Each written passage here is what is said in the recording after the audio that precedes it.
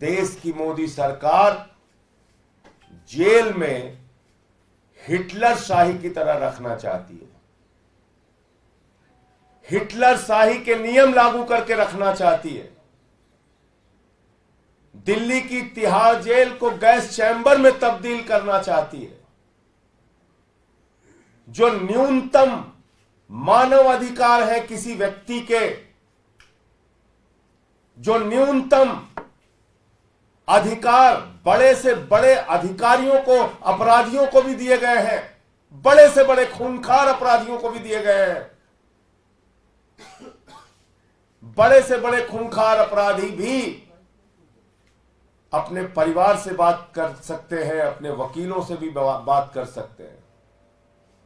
वो अधिकार भी नरेंद्र मोदी जी छीन रहे हैं। और ये बात मैं इसलिए कह रहा हूं कि अभी 2 दिन पहले अपने वकील से मुलाकात की अरविंद जी ने, और उस मुलाकात के दौरान उन्होंने एक संदेश भेजा कि जो चुने हुए विधायक हैं, जिसको दिल्ली की जनता ने चुना है, वो अपने क्षेत्र में जाए, प्रतिदिन अपने क्षेत्र में जाए, जनता की समस्याओं को सुने और उसका समाधान करें। इसमें क्या गलत बात है? मतलब जनता की समस्याओं को सुने और उसका समाधान करें। ये एक मुख्यमंत्री संदेश नहीं देगा तो कौन देगा? और इस संदेश मात्र के ऊपर उनके खिलाफ इंक्वायरी बिठा दी गई है,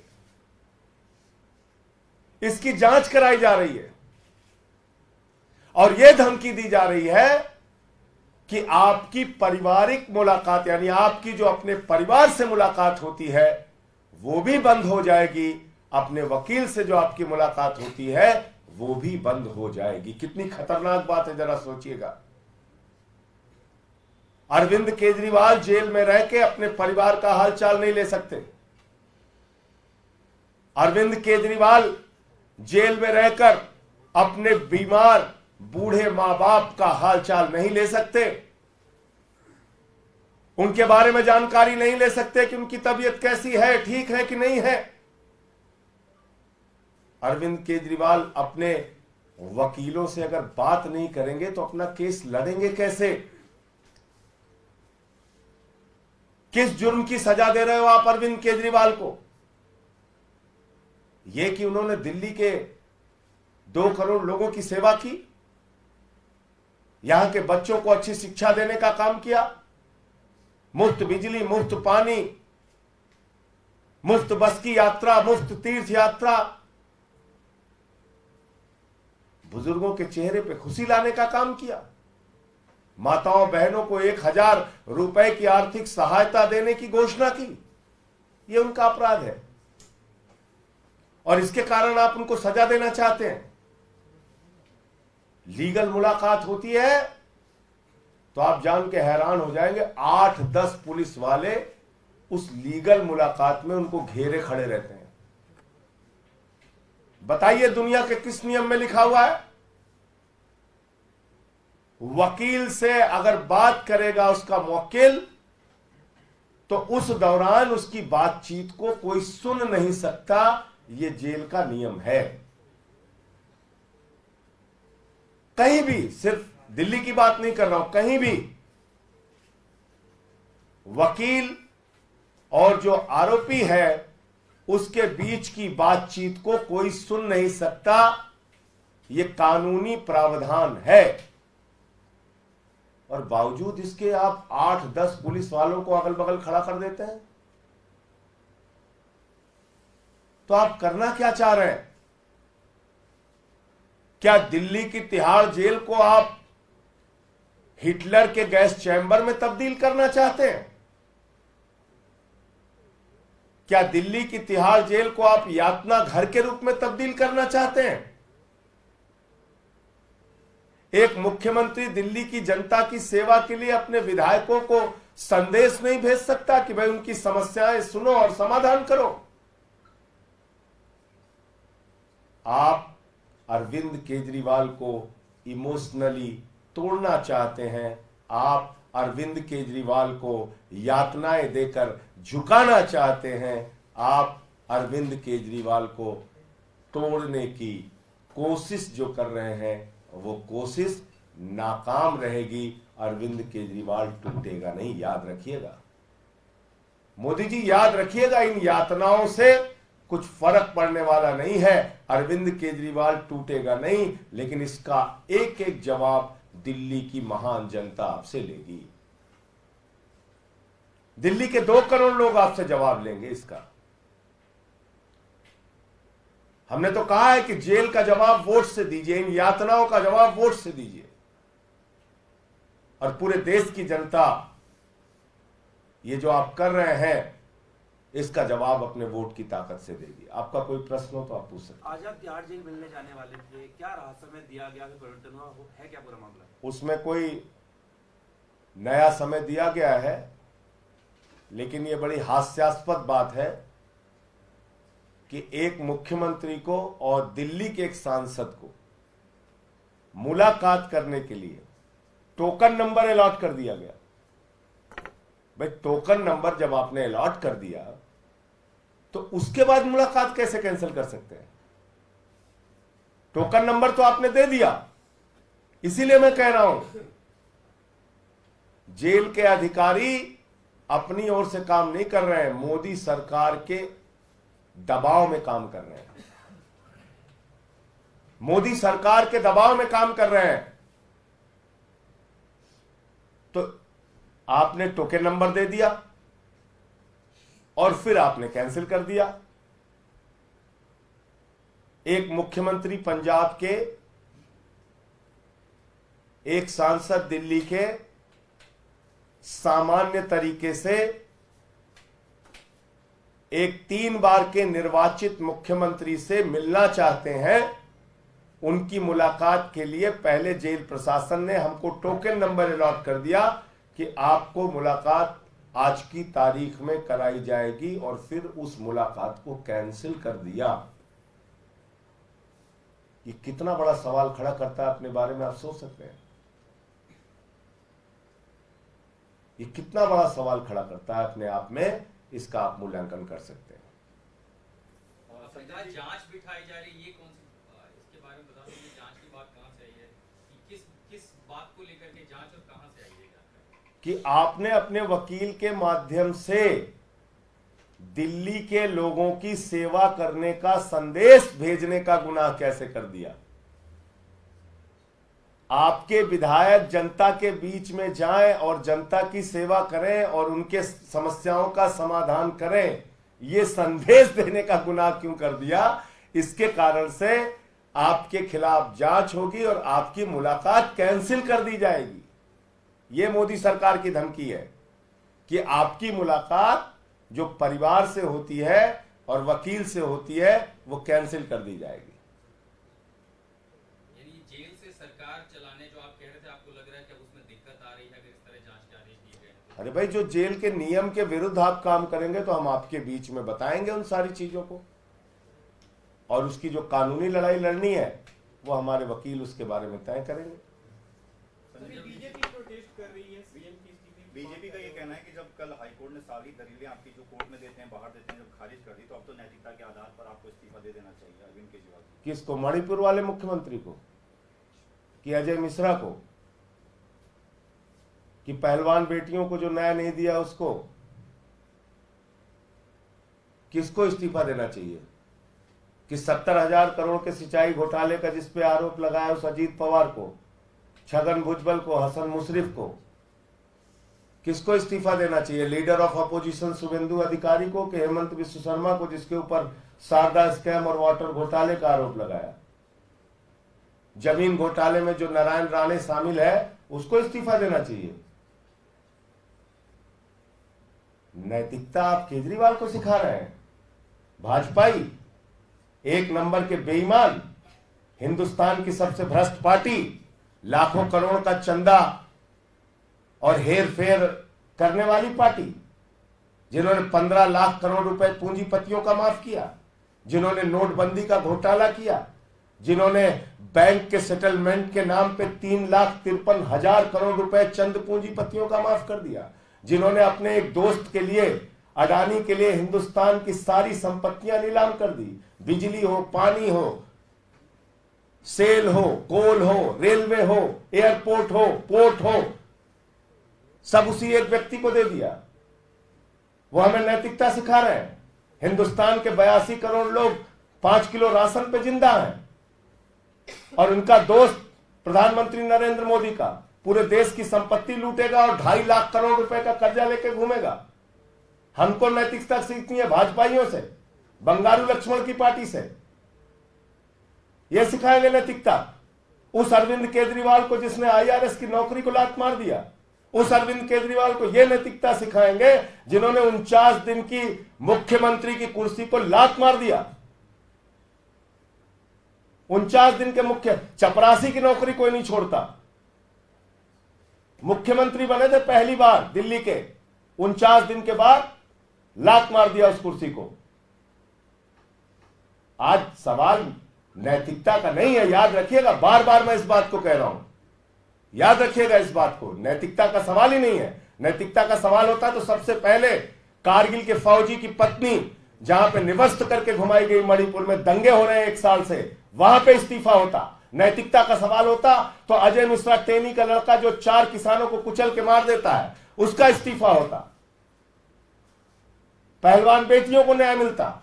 नैतिकता का सवाल होता तो, नैतिकता का सवाल होता तो चुन चुन के भ्रष्टाचारियों को अपनी पार्टी में शामिल करके मंत्री पद पर नहीं बिठा रहे होते मोदी जी। नैतिकता सिखा रहे हैं। आदर्श घोटालेबाज को आप जो है राज्यसभा में भेज के हमको नैतिकता सिखा रहे हैं भाजपा वाले।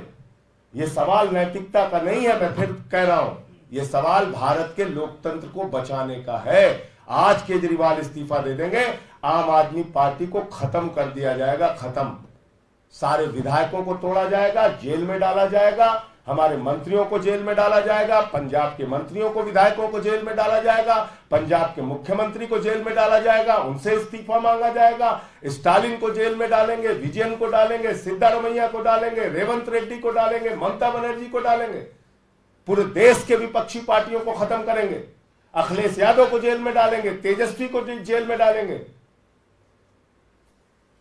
तुम्हारी चप्पल उठाने के लिए बने हम लोग? देश में दादागिरी करोगे? नैतिकता सिखा रहे हो हमें।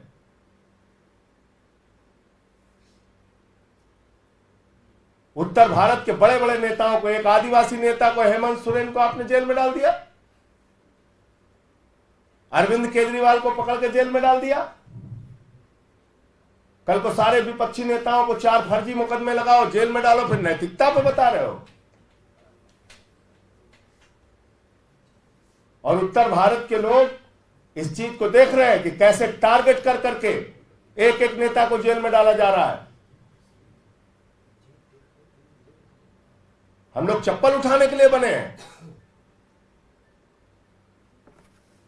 संजय भाई, आपके पंजाब के कुछ सांसद हैं और एक रिपोर्ट सामने आई बता रही है कि आपके ये सांसद जब पूरी पार्टी के सभी नेता अरविंद केजरीवाल के समर्थन में तस्वीरें बदल रहे थे, प्रोफाइल लगा रहे थे, आपके राज्यसभा के सांसद जिसमें हरभजन सिंह से लेकर के बाकी तमाम वो हैं, कोई एक अब तक सोशल मीडिया छोड़िए पब्लिक प्लेटफॉर्म पर भी केजरीवाल के समर्थन में नहीं आया है।